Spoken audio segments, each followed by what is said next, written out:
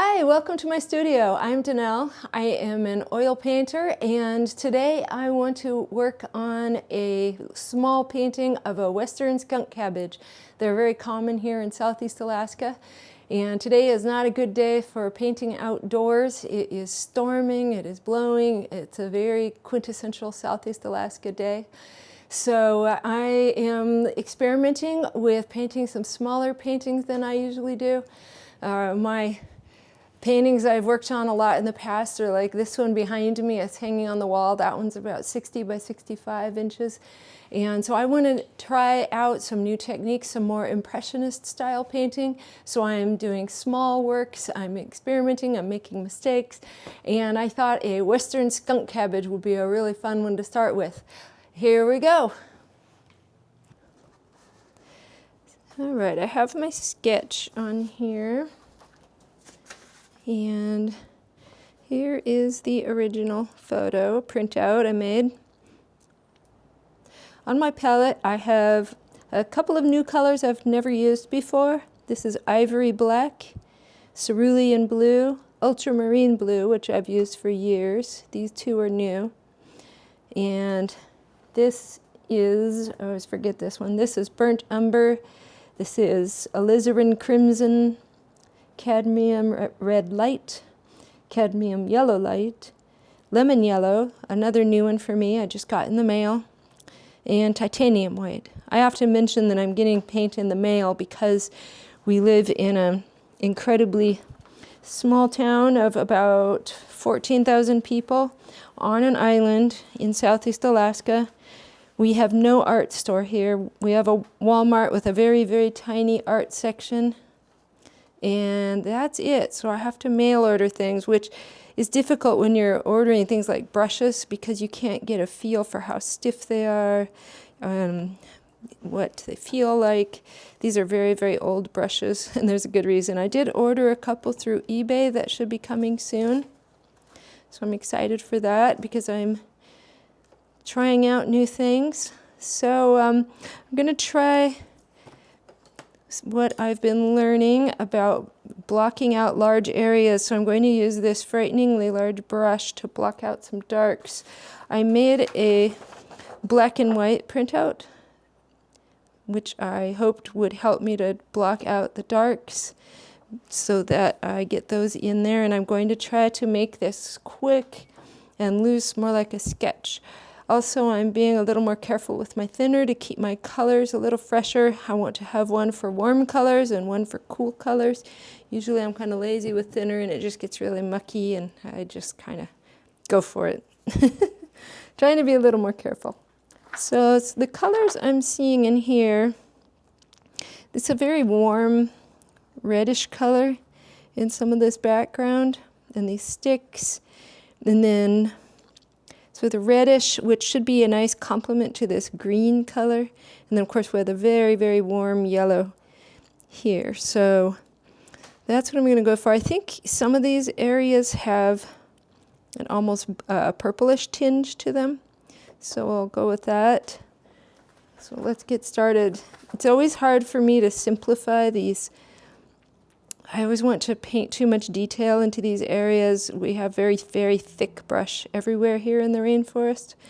And little sticks and mosses and these are little deer heart leaves. It's just so much chaos. So it's a real exercise that I'm working on to try to simplify. So I really want to just, I want to highlight I really want to highlight the beauty and simplicity of these western skunk cabbage. So let's get some bold darks in there. So we'll go with a cool, maybe I'll use my palette knife. One of the things I said in my last video was that I wanted to start, well, very unstable here. I wanted to start mixing more on my palette. Usually I just grab some color and I mix on the canvas, but I'm trying to do this more impressionist style and you need thicker paint and more paint. So I'm going to try to be better about mixing a little more and not knock the camera around too much. I'm gonna need more alizarin crimson on here. Okay, here we go. Now what I learned from watching another artist is that Mars black is actually kind of blue.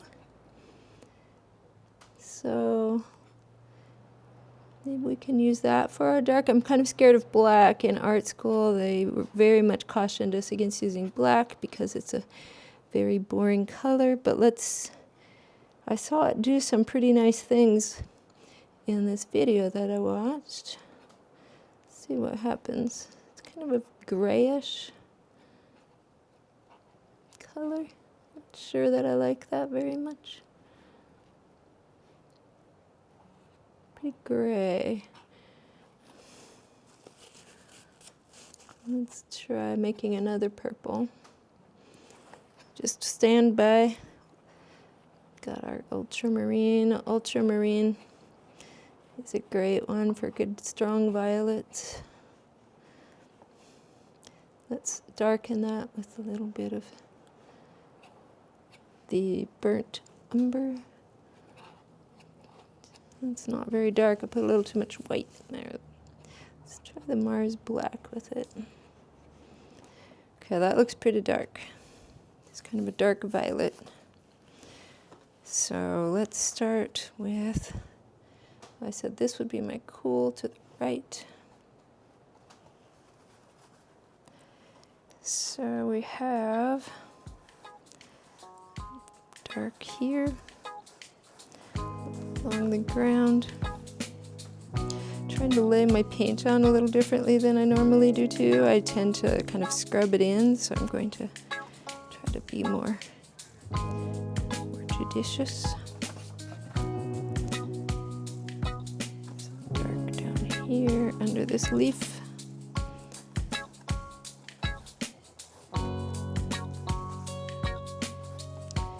Seems to get a little lighter as it goes up. Oof. When you have 4 dogs, dog hairs always show up in your paintings. A little bonus that you don't really need. That little redder.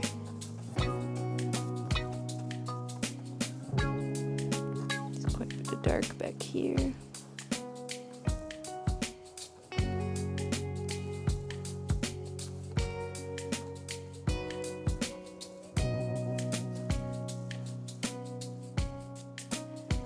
So I'm just trying to kind of match the darks in this black and white copy.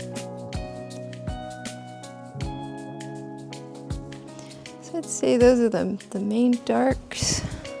Use my palette knife. I'll try to be a little more disciplined. Let's try. I don't know how. I've never used cerulean blue. I don't know how it plays with the other colors very well, so this is new. This is an idea I got from Malcolm Dewey. Cerulean blue, he uses cerulean quite a bit. It's actually not bad, it's kind of interesting. So I'm going to use this. Keep using this large brush, I'm trying to be brave. I use my cool thinner again. I'm just using odorless thinner. That is tough to thinner is really tough to get up here because they don't want to ship that by air. So if you live on an island, your only other option is to have it shipped up on the barge. What happens if I add a little cadmium yellow here? It's a pretty interesting green.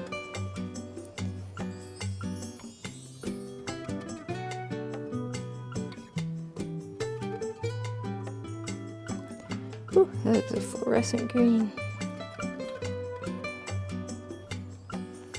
These are also brands of paint that I've never used before. This is Lucas Studio. And Soho. I got them for a pretty good price on eBay.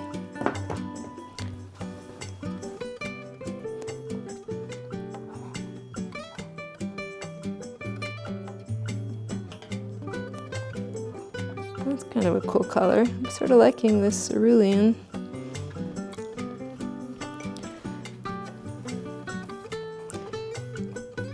Get some of that moss in here. Looks like I thinned that out too much. Must be judicious with the thinner.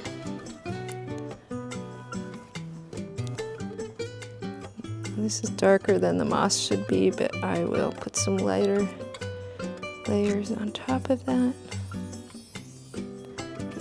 Tone down the colors for the background. There's some pinks in there, but I think that might be a little bit of a camera artifact. The muskegs, which is behind here, do tend to have a pink tone. So maybe I will make a bit of a pinkish.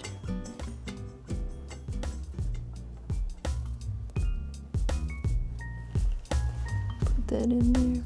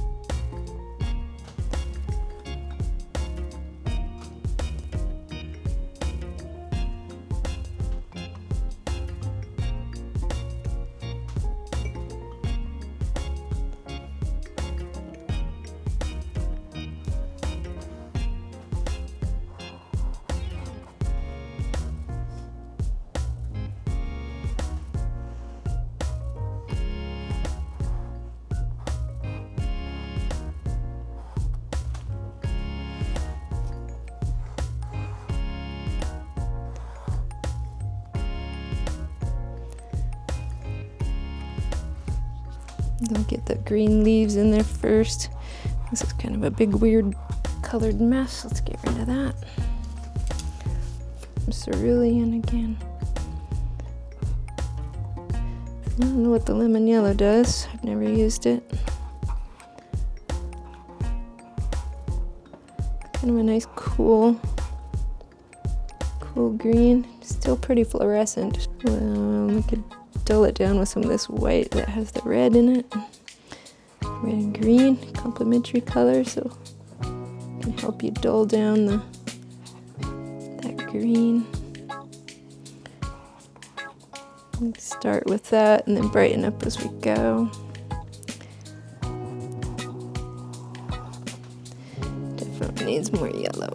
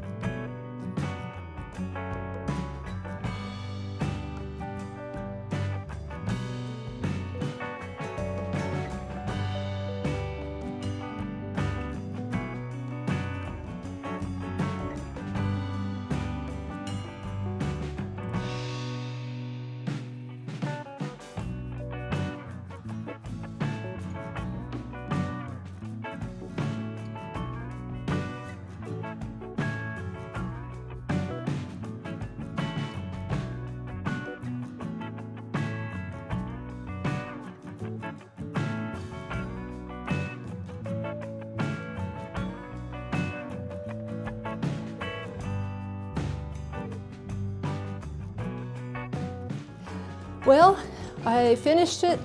I survived all the challenges. I threw a lot of them at myself. I tried out 3 new colors of paint that I hadn't tried before. Some of them I liked. Lemon yellow I'm a little dubious of. I really appreciate you following along. I want to do some more challenges. I've got a whole bunch of small canvases, and I hope you join me. Check out my website, danellekelly.art, to see more of what I do and what I've done in the past. If you want to follow along with more painting, sketching, art ideas with me, subscribe, hit the like button.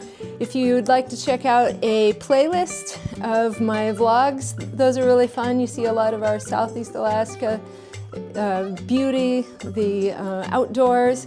Anyway, stay creative and have fun.